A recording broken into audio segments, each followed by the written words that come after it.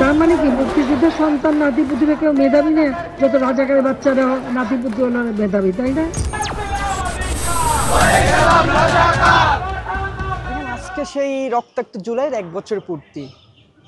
আমরা দীর্ঘ ত্যাগ সংগ্রামের মাধ্যমে প্রায় 2000 শহীদ, কয়েক হাজার আহত আমার ভাইয়েদের সহযোদ্ধাদের রক্তের বিনিময়ে আজকে আমরা এই নতুন বাংলাদেশ পেয়েছি। তো এই যে আজকে যে নতুন বাংলাদেশ একদিনে আসে নাই। জুলাই আগস্ট গণ অভ্যুত্থানে আমার কত মায়ের বুক খালি হয়েছে, এটা গুণে শেষ করা যায় না। কত পরিবার আজ ধ্বংস হয়ে গেছে। তো এই জুলাই আগস্ট যদি গণ অভ্যুত্থানের প্রথম দিকের কথা বলি, আমি বিশ্ববিদ্যালয়ের প্রথম দিক থেকে ছাত্রদলের সাথে যুক্ত আছি।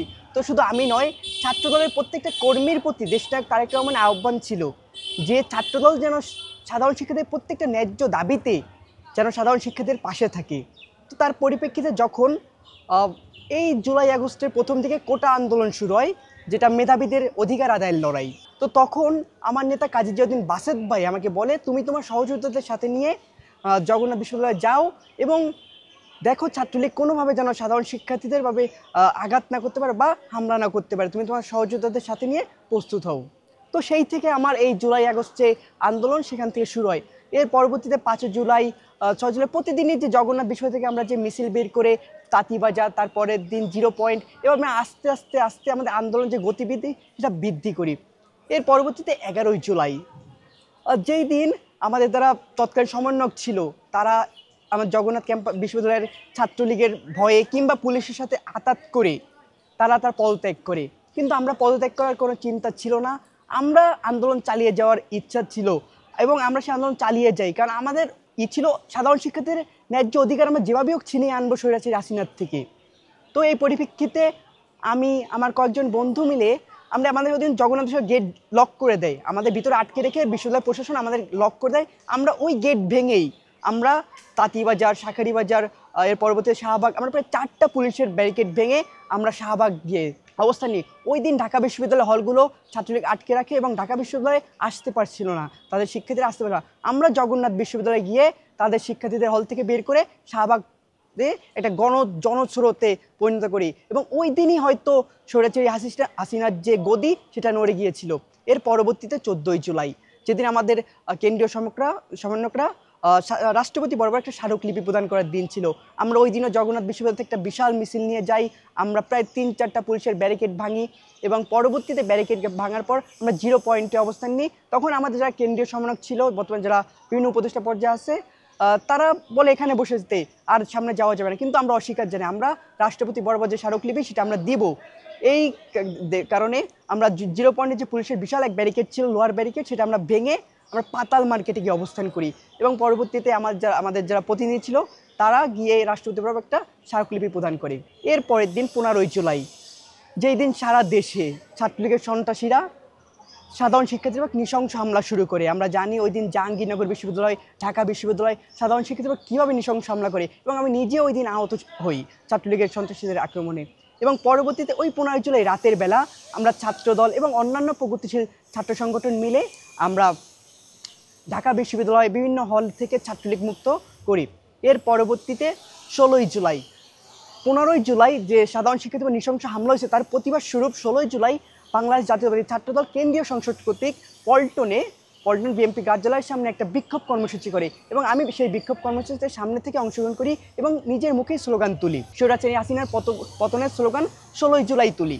তো এটার বিষয়ে একটা ন্যাশনাল নিউজ চ্যানেলে চলে আসে এবং জগন্নাথ ছাত্রলীগের যারা নেতৃত্ব ছিল তারা আমাকে ফোন দিয়ে হুমকি ধুমকি দেয়। অর্থাৎ আমি 16 জুলাই গুলিবিদ্ধ হই বিকেলবেলা, কিন্তু এর আগে আমি গুলিবিদ্ধ হওয়ার আগেই আমাকে সরাসরি মেরে ফেলার জন্য আমার ফোনে ঠেট চলে আসে, হুমকি আসে বিভিন্ন মাধ্যম থেকেই। তো আমি সেই মৃত্যুকে পরোয়া না করেই আমার সহযোদ্ধাদের সাথে নিয়ে আমি 16 জুলাই বিকাল 3টা নাগাদ জগন্নাথ বিশ্ববিদ্যালয়ের মেইন ক্যাম্পাসে চলে আসি এবং এখানে যারা অন্যান্য শিক্ষার্থী ছিল সাধারণ শিক্ষার্থীর সাথে মিশে আমরা আমাদের 3:15 নাগাদ আমাদের মিছিল দিয়ে আমরা তাঁতিবাজার অভিমুখে রওনা দিই। যাবার পথে ঢাকা সিএমএম কোর্টের ওখানে পুরান ঢাকার স্থানীয় যুবলীগ, ছাত্রলীগ এবং জগন্নাথ বিশ্ববিদ্যালয় ছাত্রলীগের সন্ত্রাসীরা একযোগে আমাদের হামলা করে। তারা লাঠি সোটা ইট পাটকেল দিয়ে আমাদের হামলা করে। তাদের কাছে দেশীয় অস্ত্র ছিল, রামদাও ছিল, চাপাতি ছিল, এই সব কিছু মিলে আমাদের উপর হামলা করে। কিন্তু আমরা সেই হামলায় ভয় না পেয়ে আমরা প্রতিহত করি। আমরা যখন তাদের প্রতিহত করি, লাঠি সোটা ভয় না পাই, তখন তারা বাধ্য হয়ে তাদের কাছে যে রিভলভার ছিল প্রায় 15 থেকে 20টা জনের হাতে রিভলভার ছিল, 15 থেকে 20 জন আমাদের রিভলভার দিয়ে প্রথম ফায়ার করে, ওপেন ফায়ার করে আকাশে। তো তখনও দেখে যে অনেকে ভয় পাচ্ছে না, তখন আমরা কয়েকজন ভাবলাম যে যদি এভাবে ওপেন ফায়ার করতে থাকে যে আমাদের সাধারণ শিক্ষার্থী যারা আছে তারা ভয় পেয়ে যাবে, আমাদের মিছিল হয়তো এখানে শেষ হয়ে যাবে। তাই আমি, আমার বন্ধু আরিফ, মাহি, রায়হান, শ্রীকান্ত বাউল, আমরা কয়েকজন মিলে তাদের ধাওয়া দিই। তো ধাওয়া দিতে দিতে আমি তাদের প্রায় ক্লোজ ধারে চলে আসি এবং ক্লোজ রেঞ্জে আমার সাথে পেটে মিশিয়ে আমাকে একটা গুলি মেরে দেওয়া হয়। তো গুলি মারার পর আমার সমস্ত শরীর নিস্তব্ধ হয়ে যায়। আমার পেটে, তারপর একটা পেটে মারে এবং পরবর্তীতে পেটে মারে, 2টা গুলি মারে আমাকে, এবং তাজা অরিজিনাল বুলেট যেটা স্থানীয় সন্ত্রাসীরা মারে। তো পরবর্তী আমি গুলি লাগার পরেও আমার শরীর নিস্তব্ধ যায়, কিন্তু তখন আমার মনের ভিতর ছিল যেভাবে হোক এই সন্ত্রাসীদের রুখে দাঁড়াতে হবে, সাধারণ শিক্ষার্থীদের মুক্ত করতে হবে। তো আমি গুলি লাগার পরেও আমি তাদের ধাওয়া দিই, ধাওয়া দিতে দিতে তাদের তাঁতিবাজার পর্যন্ত নিয়ে যাই, এবং তাঁতিবাজার থেকে তাদের ধাওয়া দিয়ে ফেরত আসার পরে আমি বুঝতে পারি যে আমার শরীর আর চলতেছে না, প্রচুর পরিমাণে রক্তপাত হচ্ছিল। তখন আমাকে আমার বন্ধু মাই তার কাঁধে করে নিয়ে সিএমএম কোর্টের সামনে আসে, এবং সিএমএম কোর্টের সামনে অনেক ছাত্রছাত্রী ছিল, সাধারণ মানুষ ছিল, তারা আমাকে কোনো রকম নিয়ে ঢাকা মেডিকেল নিয়ে যায়। এবং ঢাকা মেডিকেল যাওয়ার সময় প্রতিমধ্যে বংশালে, গুলিস্তানের একটু আগে বংশালে আমাদের উপর আবারও আক্রমণ করা হয় যুবলীগ কর্তৃক। যুবলীগের সন্ত্রাসীরা দেখে যে আমি গুলিবিদ্ধ, তাহলে সে বুঝে গেছে যে আমি আন্দোলনের গুলিবিদ্ধ হয়েছি। তখন আমাদের যে সিএনজি ছিল সেই সিএনজিতে আমরা 3 জন ছিলাম, এবং সিএনজি চালক আমাদের উপর একযোগে আক্রমণ করছিল, আমাদের লাঠির সোটা দিয়ে আমাদের মানে মেরে পুরো আবার রক্তাক্ত করে দেয়। কিন্তু আমার সিএনজি চালক কোনো রকমভাবে আমাদের ঢাকা মেডিকেলে নিয়ে যায়। এখন ঢাকা মেডিকেলে যাওয়ার পর ঢাকা মেডিকেলে আমাদের ছাত্রলীগ আবার আক্রমণ করেছে, আমি গুলিবিদ্ধ হয়ে মৃত্যুসজ্জায় রয়েছি, তখনও আমার উপর আক্রমণ, আমি গুলি খেয়ে বিছানায় কাতরাচ্ছি, কিন্তু আমাকে তারা ছাড়ছে না। তো আমার পায়ে পিঠে লাঠির একটা স্টাম্প দিয়ে বাড়ি মেরেই যাচ্ছে, শুধু আমাকে না, আমার বন্ধু রায়হানকে, আরিফকে, দীপকে তারা মারার পর ছিল। আমাকে কোনোভাবে যারা ঢাকা মেডিকেল যে প্রশাসন ছিল তারা আমাকে অপারেশন থিয়েটারে কোনোভাবে নিয়ে যায়, এবং আমার 5টা নাগাদ অপারেশন শুরু হয়, এবং প্রায় 5.5 ঘন্টার একটা লম্বা অপারেশন হয়। আমার এই যে গুলি লাগার কারণে আমার খাদ্যনালী 40 সেন্টিমিটার ড্যামেজ হয়ে যায়, আমার পাকস্থলী সম্পূর্ণ বাদ হয়ে যায়, পাকস্থলী অর্ধেক বাদ হয়ে যায়, এবং আমার যে অ্যাপেন্ডিসাইট আছে এটা পুরোপুরি বাদ হয়ে যায়। তো এইভাবে আমি প্রায় 3 মাস হাসপাতালে মৃত্যুসজ্জায় ছিলাম। এরকম 28শে জুলাই ছাত্রলীগের তৎকালীন প্রেসিডেন্ট সাদ্দাম হোসেন নিজে এসে আসে আমার সাথে একটা প্রেস দেওয়ার জন্য, যে আমাকে গুলি মেরেছে অন্য কোনো সন্ত্রাসী সংগঠন বা বিএনপি জামাত গুলি মেরেছে। তো আমি অস্বীকার করি, আমি বলি না, আপনার মদতে, আপনার ছাত্রলীগের সন্ত্রাসীরা, যুবলীগের সন্ত্রাসীরা, হাসিনার মদতে আওয়ামী লীগের সন্ত্রাসীরা আমার উপর গুলি বর্ষণ করে, এবং শুধু আমার উপর নয়, আমার ভাইদের উপর গুলি বর্ষণ করে, এবং জগন্নাথের সাধারণ শিক্ষার্থীদের উপর নির্বাচনে তাদের আক্রমণ করা হয়। তো আমি যখন তাদের প্রেস রিলিজ দিতে অস্বীকার করি বা তাদের উপর সম্পূর্ণ দোষারোপ করি হসপিটাল বিছানায় শুয়ে, তখন তারা আমাকে জোর করে, আমাকে ঢাকা মেডিকেল থেকে জোর করে হাসপাতাল থেকে বের করে দেওয়া হয়, এবং আমি তখন বের হয়ে একটা আমার আত্মীয়ের বাড়ি পলিয়েছিলাম, কিন্তু তখন আমি বাড়ি যেতে পারি না, কারণ আমার বাড়ি হচ্ছে বাগেরহাটে আওয়ামী লীগ একটা বিশাল ঘাঁটি রয়েছে। তারা যখন শুনতে পারে যে আমি বাগেরহাট থেকে একটা ছেলে এসে আওয়ামী লীগের বিরুদ্ধে মিছিল করে, মানে একটা ছেলে যে আওয়ামী লীগের আদর করতে উঠে এসে সে আওয়ামী লীগের ধ্বংসের একজন লড়াই করছে, তাই আমাকে সরাসরি বাগেরহাট জেলার যারা স্থানীয় ও সিনিয়র নেতৃত্ব আছে, বাগেরহাট জেলার ছাত্রলীগের সভাপতি আছে, সেক্রেটারি আছে, তারা আমার বাড়ি ভাঙচুর করে, আমার বাবা মাকে হেনস্থা করে, এভাবে চলতে থাকে নির্বিচারে আমাদের যে নির্যাতন চলতে থাকে। এক তো আমার পরিবারের উপর মানসিক শারীরিক নির্যাতন চলে, এবং আমার উপর মানসিক, এবং আমাকে সরাসরি বলে দেওয়া হয় যে আমি যখন বাগেরহাট ঢুকবো, আমার বাড়ি যাব, আমাকে সরাসরি মেরে ফেলা হবে। তো এরকম একটা মৃত্যু ভয় নিয়ে তখন আমি আন্দোলনের সাথে, তখন আমি শারীরিকভাবে উপস্থিত থাকতে পারি না, আমি ফেসবুক মিডিয়ার মাধ্যমে বিভিন্নভাবে উপস্থিত ছিলাম যে হ্যাঁ আমি আন্দোলন তোমরা চালিয়ে যাও, কি যদি মরেও যাই লড়াই চলবে। তো এভাবে হচ্ছে আন্দোলন চলে।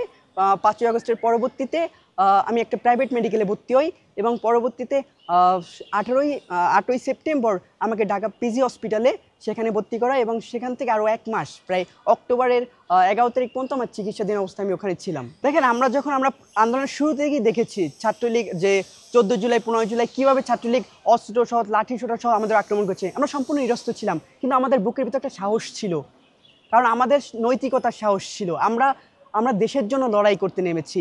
আমাদের বুকে এইটুকু বিশ্বাস ছিল যদি একজন আমরা অনেক গুলিবিদ্ধ হয় বা একজন যদি আহত হয়, আমার পিছনে আরও 1000টা অনেক দাঁড়িয়ে যাবে, তবুও দেশের মাটিকে মুক্ত করতে হবে এই স্বৈরাচার হাসিনা থেকে। তো এই যে এই চিন্তা থেকে মৃত্যুভয় মাথায় ছিল না, মৃত্যুভয় মাথায় উপেক্ষা করেই আমরা আন্দোলন এসেছি।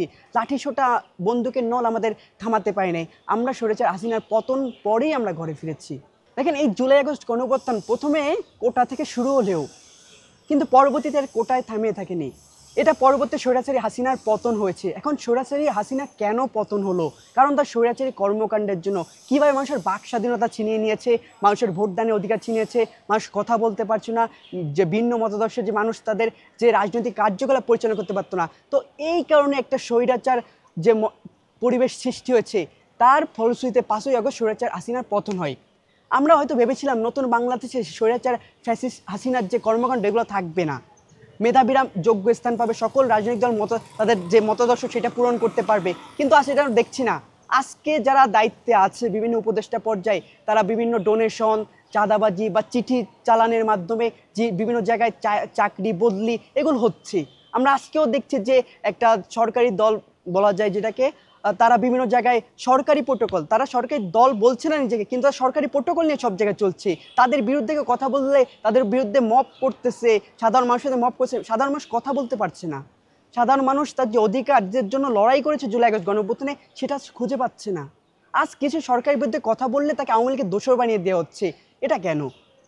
জুলাই আগস্টের পূর্বে, 24শে জুলাই আগস্টের পূর্বে স্বৈরাচারী হাসিনা ঠিক এমনটাই করতো। যে তার বিরুদ্ধে কথা বলতো তাকে বিএনপি জামায়াত বলে জেলে ভরে দিত। আজকে এই বর্তমান সরকার বা বর্তমান সরকার যে উপদেষ্টা আছে বা বিভিন্ন পর্যায়ে তার সরকারি দল আছে, তারা ঠিকই করছে, সেই একই কাজ করছে হাসিনার পথের যে করে গেছে যে কাজ। কেউ যদি এই সরকারের বিরোধিতা করে তাকে আওয়ামী লীগের দোষর বানিয়ে দিচ্ছে। মানুষ আজকেও তাদের বাক স্বাধীনতা নাই। আপনারা জানেন যে সেই জুলাই আগস্ট আজকে 1 বছর হয়ে গেছে, কিন্তু আজকে পর্যন্ত এই ইন্টারিম সরকার একটা জনগণের ভোটে নির্বাচিত সরকার তৈরি করার যে কোনো রোডলিপি দিতে পারে নাই। তা নির্বাচন নিয়ে বিভিন্ন তালবাহনা করছে। মানুষ অধিকার চাচ্ছে, তার কথা বলার অধিকার চাচ্ছে, মানুষ ভোট দানের অধিকার চাচ্ছে, কিন্তু তা দিতে পারছে না, দিচ্ছে না তারা। কেন দিচ্ছে না?